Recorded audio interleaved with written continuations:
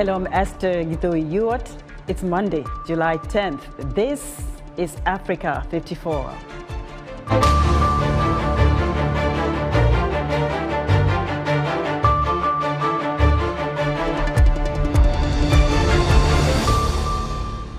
Fighting in Ethiopia's Tigray region has stopped, but people there are still suffering due to food shortages following a dispute between Ethiopia's main donors and the government.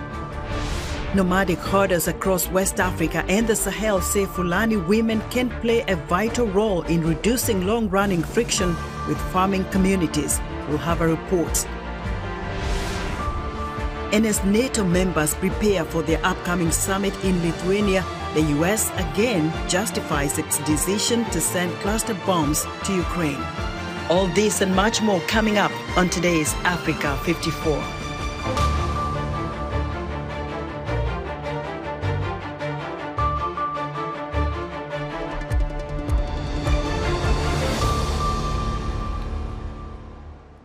We begin our broadcast in the Horn of Africa, where fighting may have stopped in Ethiopia's Tigray region, but people are still suffering. Supplies of food aid is being disrupted amid a dispute between Ethiopia's main donors and the government. David Doyle explains.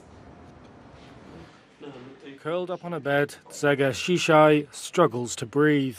The 10-year-old weighs just 22 pounds. Her doctor says she's dying.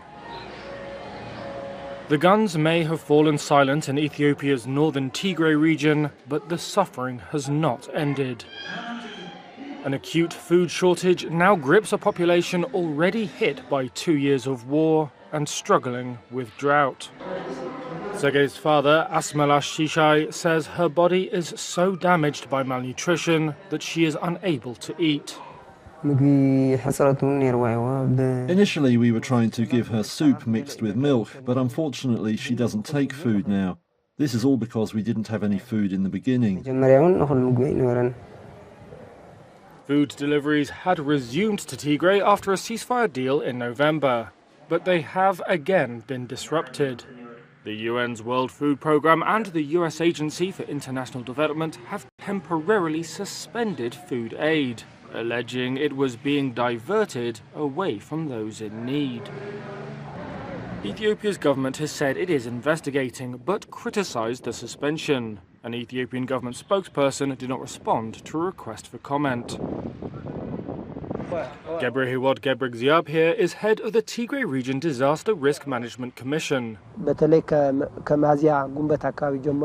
He said that 595 people had died from the direct or indirect effects of hunger in several areas of Tigray. The president of the Tigray Interim Administration, Getachew Reda, has said on Twitter that he had held talks with WFP officials about efforts to resume aid flows. Both the WFP and USAID said they are working to ensure aid reaches the intended recipients and aim to restart deliveries as soon as possible. WFP Senior Regional Communications Officer for Eastern Africa, Brenda Kariuki. We are currently on track to resume food distributions in July, starting in the Tigray region. We are also implementing a new targeting methodology to identify the most vulnerable in the communities and rolling out a new digital registration system so that WFP can better identify and verify beneficiaries to ensure that the right people are receiving critical food at the right time. According to the WFP, around a fifth of Tigray's 6 million population was severely food insecure in February. People like farmer Woldeselassie Gebremedin and his 3 children are struggling to survive. They live at a school in Abiadi, a town hosting 51,000 people displaced by fighting. An official at the makeshift camp said 118 people there were in a critical condition due to malnutrition. Woldeselassie says his wife has already died of hunger. My wish and my prayer, he says, is to not see my children dying before me. David Doyle of Reuters filed that report. Gabonese President Ali Bongo Ondimba has revealed his intentions to run for a third term as the leader of the oil-rich Central African nation. VOA's Paul Ndiho has the details. In a grand display witnessed by thousands on Sunday, Ali Bongo Ondimba, who assumed power in 2009 following his father's passing, formally announced his plans for re-election in the August 26 presidential election. I officially announced today that I'm a candidate. I have a strong personal conviction we can replicate our greatest achievements on issues that are priority for you, for me, and for our country by fighting together for the jobs that give meaning to life, to bring down the cost of living, to make everyday life easier for ourselves and our families. At 64 years old, Bongo narrowly clinched victory in 2016 election by winning a mere 5,500 votes against his opponent, Jean Ping, who alleged electoral fraud. Bongo's request for a third term is eliciting mixed reactions. Honestly, I don't think he has a chance of winning, unless he uses force again, as he did in 2016 by shooting at the people who are supposed to vote or hand over power. If it's at the ballot box, the people of Gabon won't vote for him. Is going to win because he has created equal opportunities, found work for Gabonese, and reduced unemployment in Gabon. He can win because he's doing a great deal for Gabon, and he is developing our country, because if it weren't for this society, I wouldn't be wearing this hat today. Detractors argue that Bongo, who suffered a stroke in 2018 and endured months of recovery, is not physically capable of governing the nation. They also criticize the Bongo family for what they perceive as a dynasty hold on power, having already ruled the country for 55 years. In April, the Gabonese parliament voted to amend the constitution, shortening the president's term of office from 7 to 5 years. Paul Ndiho, VOA News, Washington. In Zimbabwe, opposition party supporters chanted and sang freedom songs outside a courthouse on Sunday following a decision to ban them from holding a rally 6 weeks before elections. VOA's Anthony Labruto has more. A Zimbabwean magistrate court has rejected an appeal by the Citizens for Change coalition, the nation's largest opposition party, upholding the ban that police had initially sought to keep members of the CCC party from gathering. Police say the rally, which was scheduled for Sunday in Bindura town, could not take place because the venue was a piece of land without serviceable roads, water, and sewer facilities. CCC lawyers then filed an urgent application at the High Court on Friday challenging the police decision, but a judge on Sunday referred the matter back to the lower court. Bindura Magistrate Judge Mary Musika upheld the initial upper court ban, saying Citizens for Change had failed to notify the police on time.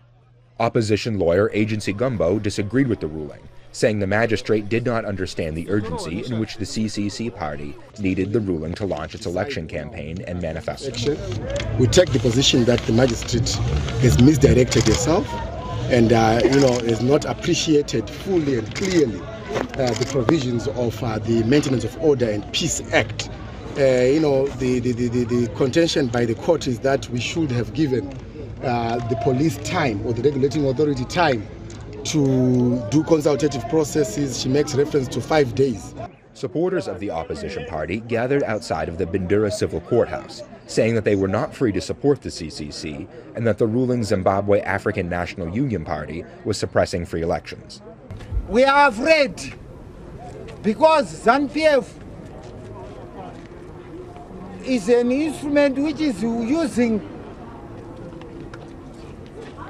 all the structures to suppress us, but we want to have a free election.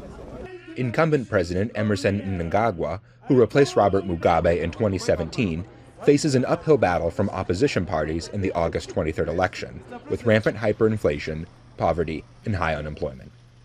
Anthony Labruto, VOA News.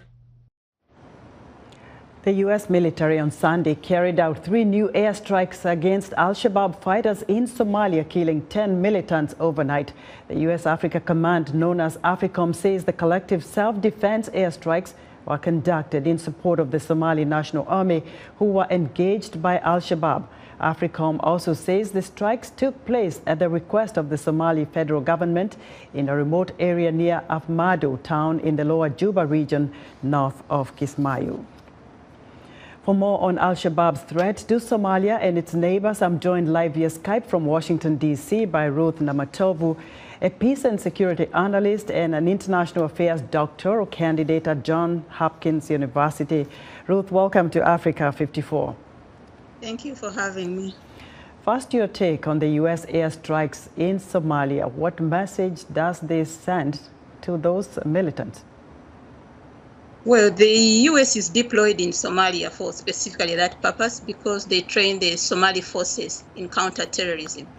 They are also contracted by the federal government of Somalia to offer the drone strikes, which work as force multipliers in this asymmetrical warfare. So these strikes are very important because they help the ground forces, both ATMIS and the Somali National Army, to disrupt the movement of Al-Shabaab.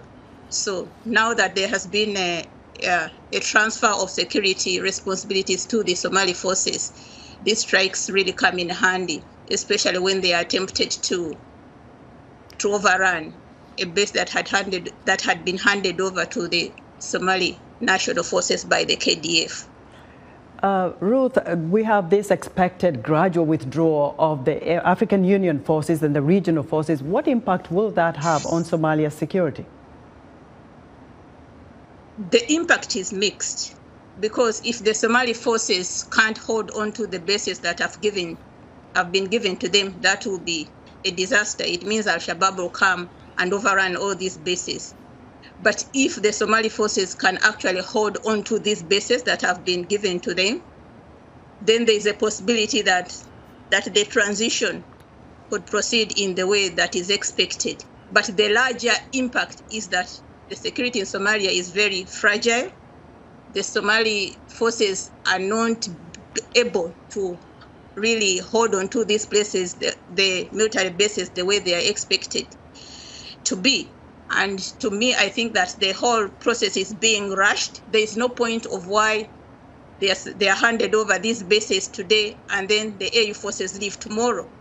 The ideal would be that these forces are handed over, then the foreign forces stay for a while to make sure that these local forces are holding on to the bases and then leave probably a month later. But Al-Shabaab will always take this advantage of the Somali forces and attack them immediately when they are handed over to them, because they also want to signal a point that we are still here and we still need to take over also. Ruth, thank you very much for your insight. We'll keep an eye on this and get back to you again. Ruth Namatovu is a peace and security analyst and a doctor of international affairs candidate at Johns Hopkins University. Female leaders of the Fulani, an ethnic group of mostly nomadic herders across West Africa and the Sahel, say women can play a vital role in reducing long-running friction with farming communities. Henry Wilkins reports from Chad. By Lake Chad, members of the Fulani community, a group of nomadic herders found across West Africa and the Sahel, have clashed with farmers for as long as anyone here can remember. Cattle roam onto farms and eat crops, while farmers plough lands that has traditionally been used by the Fulani for grazing. A non-profit called the Association for Indigenous Women and Peoples of Chad, or AFPAT for short, is trying to change that through a project that draws on the local knowledge of women to make maps. Through discussions led by AFPAT, farmers and herders agree on what land can be used by who. AFPAT's founder, Hindu Ibrahim, told VOA the maps allow herders to put all the traditional knowledge that they have, because there is no science or technology in that communities. It can help to mitigate the conflict between them, because when they map their resources, they know how they can put a clear strategy of sharing and accessing those resources, but conserving them for the long term. Ibrahim, who has won a range of international awards for her activism promoting the role of women in society and environmental issues, says that women played an essential role in the discussions that made these maps possible. So women have a very important and rich traditional knowledge.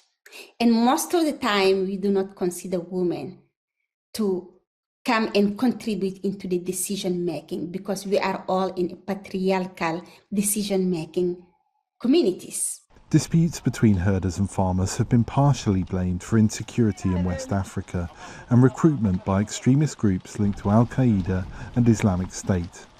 Activists like Ibrahim and Animatu Ado Jibo from the Nigeria-based non-profit Fulani Development and Cultural Organization say empowering women and involving them more in the Fulani community can reduce the risk of communities siding with extremists. Jibo, who uses the term Fulbe, another name for the Fulani people, says literacy is key to achieving this. Not only the literacy that we are doing, but also the skills acquisition to the Fulbe women so that they can be able to help their families. And we also enlighten them to stop movement from one place to another, let them enroll their children into the Western education. Whatever the approach, activists believe Fulani women have an essential role to play in reducing insecurity. Henry Wilkins for VOA News, Lake Chad, Chad.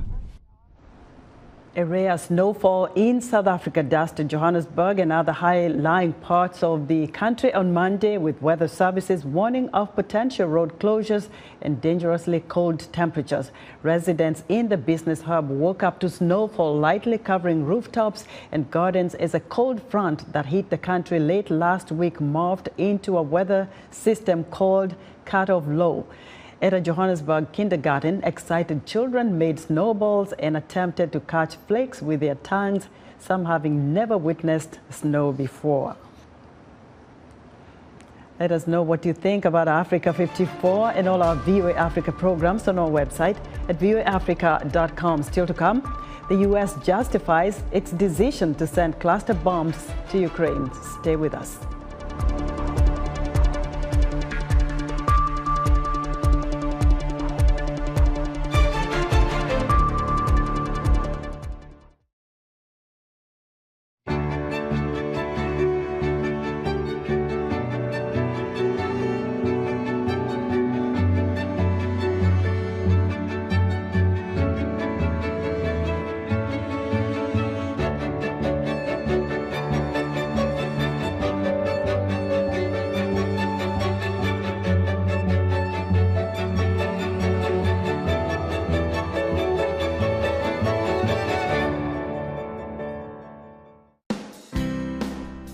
Health, wellness, sport, beauty, medical breakthroughs.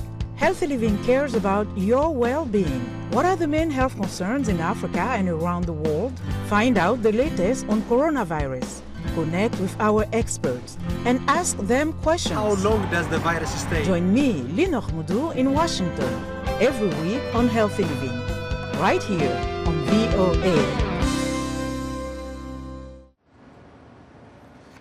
In other African news, Molly Fee, the U.S. Assistant Secretary of State for African Affairs, is traveling to Ethiopia on Monday to meet with African leaders and Sudanese civilians on how to end the conflict in Sudan. Diplomatic efforts to halt fighting between Sudan's army and the paramilitary Rapid Support Forces have so far proved ineffective. Egypt's inflation rises to a record 35.7% in June from 32.7% in May, accelerating past the previous high reached in 2017 and reflecting acute economic strain since early last year. And the West African Regional Bloc, ECOWAS, has chosen Nigerian President Bola Tinubu as its new chairman. The move comes at a time of deepening insecurity in the region, including military coups and acts of terrorism. As NATO members prepare for their upcoming summit in Lithuania, the U.S. again justifies its decision to send cluster bombs to Ukraine. VOA's Veronica Balderas Iglesias reports. As explosives that release smaller sub-munitions, cluster bombs can kill indiscriminately. More than 100 countries have banned them. But as Ukraine is running out of inventory in its counteroffensive against Russia, the United States has now agreed to send them some, explained the White House National Security Council spokesman John Kirby on ABC's This Week show. We're going to send these additional artillery shells that have cluster bomblets in them to help bridge the gap as we ramp up production of normal 155 artillery shells. The Russian government, who has been accused itself of using cluster munitions in urban areas of Ukraine, condemned the move. Human rights advocates have underlined the dangers that cluster munitions pose to civilians. Democratic Representative Barbara Lee echoed similar concerns on CNN. They don't always immediately explode. Children can step on them. That's a line we should not cross. Ukrainian President Volodymyr Zelensky, interviewed on ABC, once again raised the importance of receiving international support in the form of diverse weaponry. F-16 or any other equipment that we do need will give us an opportunity to move faster, to save more lives, to stand our ground for a longer time. Zelensky added that he would like to get clear security guarantees from NATO when its members meet in Vilnius, Lithuania. U.S. President Joe Biden, who appeared on CNN, lowered expectations that Ukraine would join the military alliance anytime soon. I don't think there is unanimity in NATO about whether or not to bring Ukraine into the NATO family now, at this moment, in the middle of a war. NATO is a process that takes some time to meet all the qualifications, and from democratization to a whole range of other issues. Republican Representative Michael McCall expressed similar views on CNN. They've demonstrated a will to fight, a will for freedom and democracy against tyranny and oppression. I think they've earned it, but we have to put it on the right path forward, not an immediate ascension into NATO. Discussions on how to bring Kyiv closer to joining the alliance are expected to take place during the NATO summit. Veronica Valderas Iglesias, VOA News, Washington. A radio station in Kenya is reaching a loyal audience by broadcasting in so-called street language. Sheng is a dialect that draws from English, Swahili, and other established languages. Victoria Munga explains from Nairobi. Hii ni Ghetto Radio Sheng News na unadikodiwa na Muhando. Ghetto Radio targets Nairobi's large population of poor and working-class youths, presenting current news and programs in a street language popularly known as Sheng. Welcome to Kenya's #1 Ghetto Radio, stage yako ya power. Julius Ondinjo, popularly known as Majimaji, founded the station 15 years ago. The goal, he says, was to fill a void for young people, especially in the slums, who could barely relate to the mainstream media's way of communicating. We thought to enhance communication, we bridge the gap. A station that sounds like them, talks like them, plays what they want to hear, and above all, gives a chance to urban music, especially Kenyan, a chance to grow. At least 30 young people are employed at the station, including news anchors, producers, and marketing staff. Ondinjo says keeping the youths updated through their own tongue has enabled them to engage with ease. We discuss trending issues that are relevant to the youth, the target audience. We discuss entertainment. We profile Kenyan music in a bid to build it. We profile Kenyan art intentionally, deliberately to grow the industry. We also profile justice issues, political issues that affect the people. We talk life. The audience has grown to include uptown youths and in some instances people who take public transportation. Elijah Munyoki, a fan in Nairobi, told VOA that he can comprehend discussions on Ghetto Radio better than on other stations. Bado waendelee kutumia, inaelimisha. They are educating us. First, they have many fans compared to the other languages. Why? Because this is the trend in Nairobi. Many people have been raised in Nairobi. They were born here. Which language will you tell them to speak? Utamwambia ongee lugha gani? Kenya's Media Council is introducing a course that will see journalists undergo training on local content, including broadcasting in Sheng. How do you, for example, do a story around health issues, do a story around cost of living in Sheng. So we must also help build the capacity. Some of now the blogs we are seeing, the digital platforms, also some of them are in Sheng right now. So it's a group of things we can't run away. Authorities at Ghetto Radio say they hope to expand it to create more work opportunities for the increasing number of young job seekers in the media field. Victoria Amunga for VOA News, Nairobi. At 9:51. That's our show for today. Be sure to watch Africa 54 on our website at voaafrica.com. From all of us here in Washington, thanks for watching.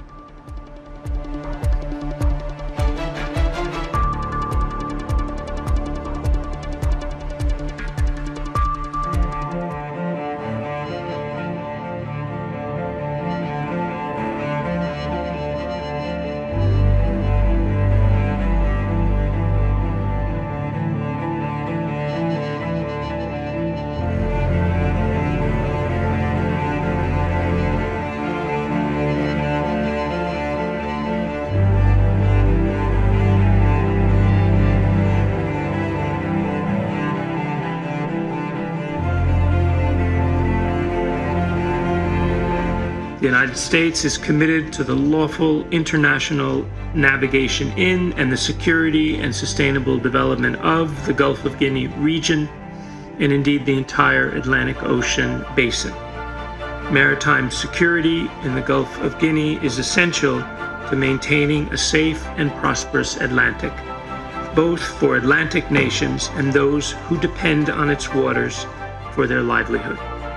We further highlight the aim to criminalize and prosecute acts of piracy and armed robbery at sea, and emphasize the need to support national, regional, and international efforts to counter piracy and armed robbery in the Gulf of Guinea. Through the collaborative efforts of many nations, the frequency of piracy has dramatically decreased.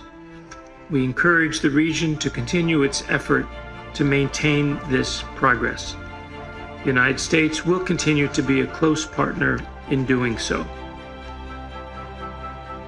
The United States has pledged to increase our collaboration and coordination with nations across the Atlantic so that we can jointly face these most pressing security threats in the Gulf of Guinea and beyond.